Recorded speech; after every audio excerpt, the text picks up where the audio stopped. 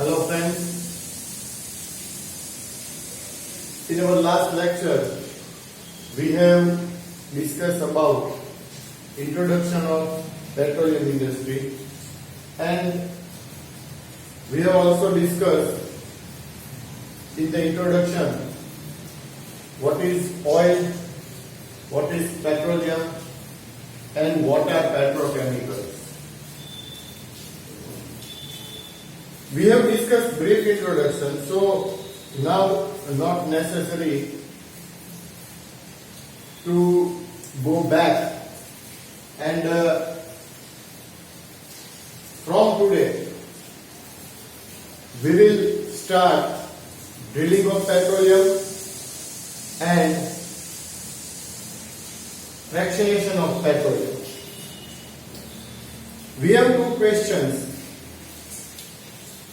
and both the questions are of 14 marks, and both the questions are important for your exam, because both the questions contain figure like this. So be careful and be prepared for this one. First of all, before we discussing this question of drilling of petroleum, we have to discuss first of all history of petroleum, that how petroleum is formed. So our question is again how petroleum is formed. Generally, in exam, it is a 7-mark question. So, petroleum, how it forms? Generally, due to disaster like earthquake, tsunami, so number of sea plants and animals are deposited in the earth crust, and all these plants and animals are deposited under the earth crust and over, and layers of mud, sand, limestone, etc. are covered there. And due to decomposition by heat, petroleum is formed, but this process is not very fast or quick process. It takes time for lakhs and crores of years. And due to decomposition of all these animals and plants, living organisms, we call it living organism, petroleum is formed. So,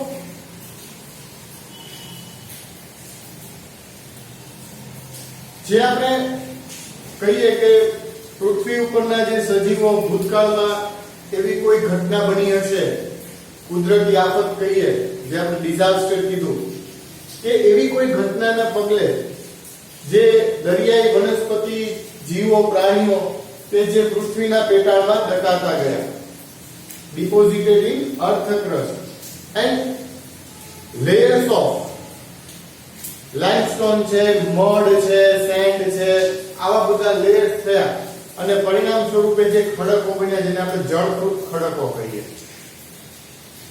અને પૃથ્વીના પેટાળની ગરમી ના કારણે આ ઘટકો જે દટાઈ ગયા, જેનું ડીકમ્પોઝિશન થયું, વિઘટન થયું, તાપીય વિઘટન થયું લાખો કરોડો વર્ષો સુધી, કે જેના પરિણામે શું બન્યું? Petroleum form. Basically petroleum is a fossil fuel. Fossil fuel એટલે અશ્મિ બળતણ. coal, ખનિજ કોલસો જે છે, it is also fossil fuel. And already we have discussed in your BSc semester 2 about fossil fuels. So again, petroleum is a fossil fuel and it is struck directly from the earth crust. પૃથ્વીના જે પેટાળમાંથી drilling કરી અને આપણે એને directly ખેંચીએ છીએ અને પછી એનું ફ્રેક્શન્સ થી જુદા પાડીએ, જે આપણો નેક્સ્ટ ક્વેશ્ચન થશે. સો આ જે આપણે ખેંચીને બહાર કાઢીએ છીએ, બરાબર, એનું ફ્રેક્શન્સ છૂટા પાડીએ છીએ અને આપણને નંબર ઓફ કમ્પોનન્ટ મળે છે. પણ scientist have proven that petroleum is obtained from living organisms cell.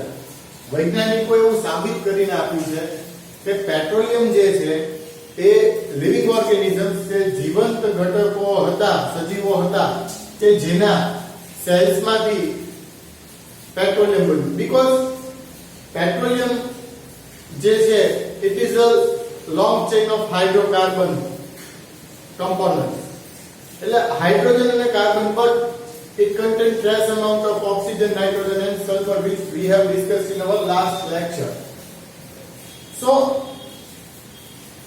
again, આપણા જીવંત સજીવોના સેલની વાત કરીએ તો આપણી માટે જરૂરી છે કાર્બોદિત છે, કાર્બોહાઈડ્રેટ, then protein, vitamins, એટલે number of lipid, number of compounds છે, બરાબર, કે which contain normally hydrogen, nitrogen, carbon, oxygen, sulfur, etc. But that's why scientists have proven that petroleum is formed by the decomposition process of living organism cells. So this is the history of petroleum, and you have to write all these things in your paper. But today our topic is drilling of petroleum. Basically, drilling of petroleum is done by two ways. One is offshore drilling and another is onshore drilling. What is offshore and onshore? દરિયા કિનારાની બહારનો વિસ્તાર જે છે એ onshore drilling માં આવે અને offshore drilling એટલે દરિયાની અંદર જે આખું સ્ટ્રક્ચર ઊભું કરે અને દરિયાની અંદરથી ડ્રીલ આઉટ કરીને પેટ્રોલિયમને બહાર કાઢવામાં આવે, it is offshore drilling. So outside of the sea area is onshore drilling and inside sea area is offshore drilling. આવું તમને એક્ઝામમાં પૂછાતું નથી, but thing is that કે તમારા લોકોને it is for your knowledge only. So now we will switch over to our topic, and the question is drilling of petroleum. First of all,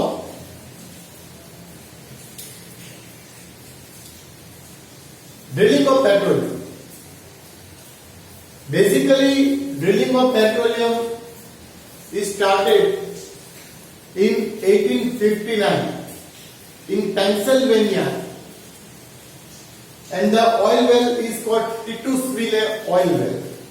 मतलब Pennsylvania USA ની અંદર Pennsylvania state છે, ત્યાં ટિટુસવિલે કરીને જગ્યા છે કે જ્યાં સૌપ્રથમ 1859 ની અંદર ફર્સ્ટ ઓઇલ વેલ છે એ શોધવામાં આવી અને just you don't believe but only 65 to 70 feet depth ગયા ડ્રિલિંગ કરીને અને પેટ્રોલિયમ બહાર નીકળ્યું. એની જે હિસ્ટ્રી છે, પણ અત્યારે આપણે એ હિસ્ટ્રીને બહુ વધારે અંદર નથી જવાનું, પણ એશિયાની અંદર ફર્સ્ટ ઓઇલ વેલ ડ્રીલ જે થઈ તે ઇન્ડિયામાં થઈ અને આસામની અંદર. The place name is Big Boy and right now the area is also called Dibrugarh.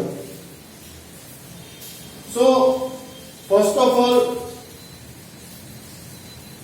oil well drilled in Asia in Assam, India. After that, number of countries have started their own drilling methods, and right now we know that United Arab Emirates have number of oil wells in their countries. In 1859, the method which is used is cable tool drilling. So cable tool drilling is a basic structure and contain a hard bit. Bit is a very sharp for drilling in the land or earth crust. સામાન્ય રીતે cable tool drilling ની આપણે વાત કરીએ તો મેં કીધું બહુ મોટું સ્ટ્રક્ચર નથી. એક બીટ છે. બીટ એક એવું તીક્ષ્ણ હથિયાર છે which is very sharp and for drilling. પણ 1920 પિક્ચર આવ્યું તો એની વાત નથી કરતા, પણ 1920 સુધી કેબલ ટૂલ ડ્રિલિંગ નો યુઝ કરવામાં આવ્યો અને જ્યાં સુધી નેસેસરી ડેપ્થ ન જાય ત્યાં સુધી ડ્રિલિંગ છે એ બીટ દ્વારા કરવામાં આવતું. પણ આ સિસ્ટમનો એક ડ્રોબેક એ હતો કે નેસેસરી ડેપ્થ કુડન્ટ બી રીચ. નેસેસરી ડેપ્થ સુધી પહોંચી શકાતું નહોતું. એ એનો સૌથી મોટો ડ્રોબેક. અને વારે વારે જે બીટ, જે આપણે તીક્ષ્ણ હથિયાર કીધું, એ બીટ છે એ વારે વારે ગરમ થઈ જાય, એની જે એજીસ એટલે કે એની ધાર છે બરાબર એ બુકી થઈ જાય તો વળી પાછું એને ફર્ધર ટ્રીટમેન્ટ આપવી પડે. એટલે નંબર ઓફ પ્રોબ્લેમ્સ હતા કે જેને કારણે 1920 સુધી આ મેથડને ચલાવવામાં આવી. Then after 1920 the method which was adopted is called rotary drilling. This is a figure of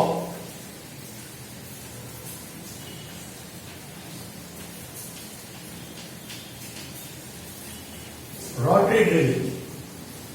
So in rotary drilling the main construction work is to build in a derrick.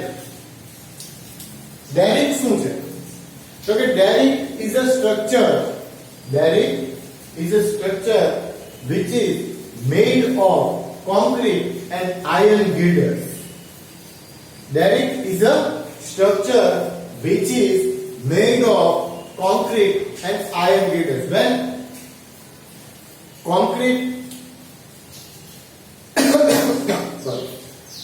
છે એનું હાર્ડિંગ થવા માંડે at that time, ધારો કે અહીંયા આપણે ફિગરમાં જોઈએ તો આ એક કોન્ક્રીટ બેઝ છે 1 2 3. એટલે when concrete goes harder, iron work is forwarded. એટલે આ રીતના આખું સ્ટ્રક્ચર જે ઊભું થયું it is called derrick. જો આ થોડીક ટિપિકલ ફિગર છે અને ઘણી મોટી આકૃતિ છે, આટલા બોર્ડમાં તે અઘરું છે એને સમાવવી, પણ તમે લોકો ધ્યાન રાખજો અને 4 to 5 ટાઈમ્સ આ ફિગર જે છે એની 4 to 5 ટાઈમ્સ તમારે પ્રેક્ટિસ કરવાની છે તમારે રફની અંદર, જેથી પરીક્ષામાં જો 14 માર્ક્સમાં આવો ક્વેશ્ચન પૂછાય તો આકૃતિની અંદર વધારે સમય જવો જોઈએ નહીં. ઓકે, સો આ derrick સ્ટ્રક્ચર છે. First V discuss the component of this figure. એમાં સૌથી પહેલા આપણે જોઈએ તો આ આખું જે કોન્ક્રીટ અને આયર્ન ગિર્ડર્સનું સ્ટ્રક્ચર છે derrick. આ જે છે એને આપણે કીધું ટ્રાવેલિંગ બ્લોક. ટ્રાવેલિંગ બ્લોક છે, અહીંયા કેબલ એની સાથે છે તે સતત રોટેશન અપાવવાનું પણ કામ કરશે. આ જે ડ્રો વર્ક છે કે જ્યાંથી આખું એન્જિન્સ ને મશીનરીઝ છે કે જ્યાં કેબલ્સ ને ફોરવર્ડ ને બેકવર્ડ કરાવે તો એ કામ અહીંયાથી થાય છે.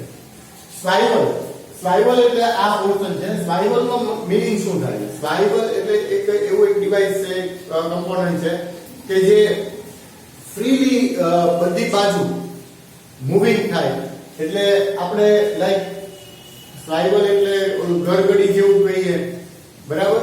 તો એવી રીતે પણ આપણે સંબોધી શકીએ છીએ. અહીંયા થોડુંક એને ડિફરન્ટ વેમાં સ્વાઇવલ ને લીધું છે.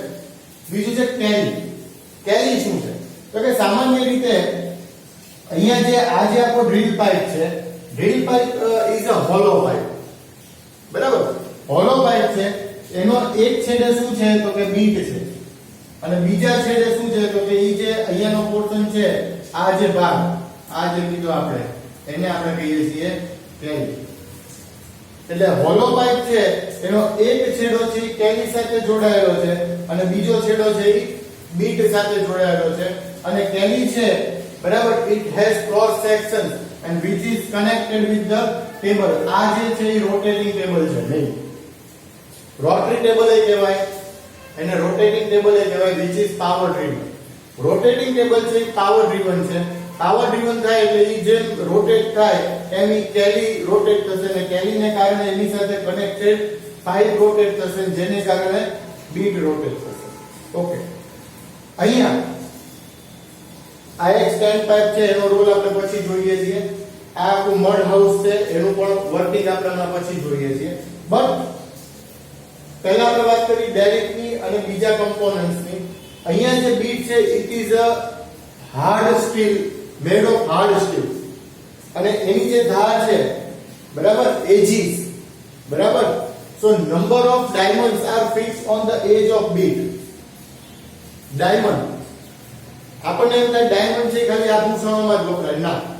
નંબર ઓફ ઇન્ડસ્ટ્રીઝ છે કે જેની અંદર ડાયમંડ છે, બરાબર, એ કટિંગ ટૂલ તરીકે વપરાય છે, because diamond is the hardest form of carbon and among all the materials. Parivar, diamond is the hardest form of carbon and among all the materials. So number of diamonds are fixed on the beat edges. કે જેથી કરી અને જમીનની અંદર drilling કરવા માટે એ સારું પડે. હાર્ડ સ્ટીલનો છે એટલે તૂટવાની કે એવી કોઈ સંભાવના નથી, એની એજીસ જલ્દી ખરાબ થશે નહીં, અને ડાયમંડ છે એ વધારે સારું વર્ક આપશે.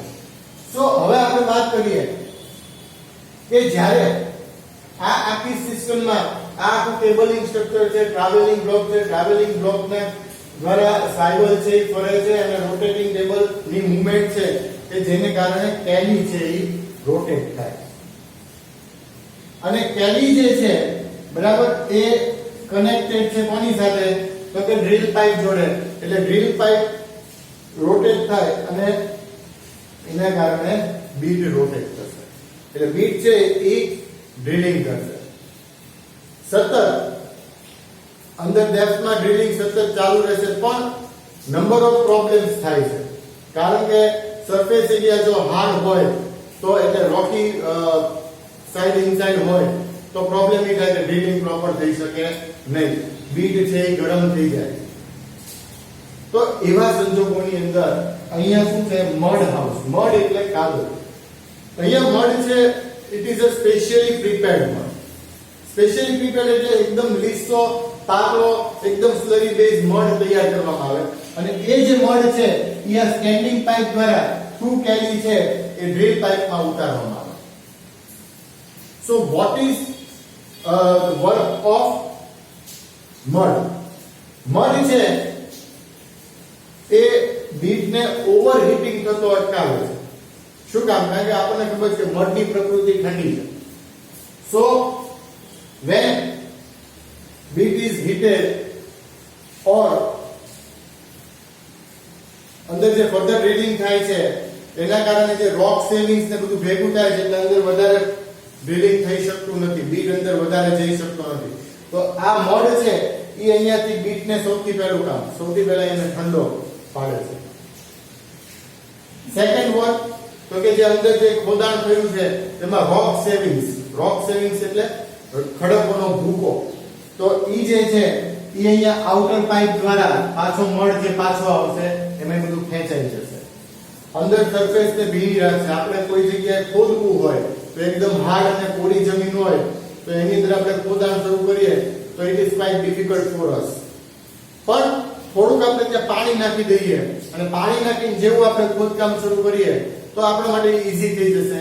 સો અહીંયા પણ મળ છે એ અંદરની સરફેસ ને એકદમ વેટ કરે છે અને ધેટ્સ વાય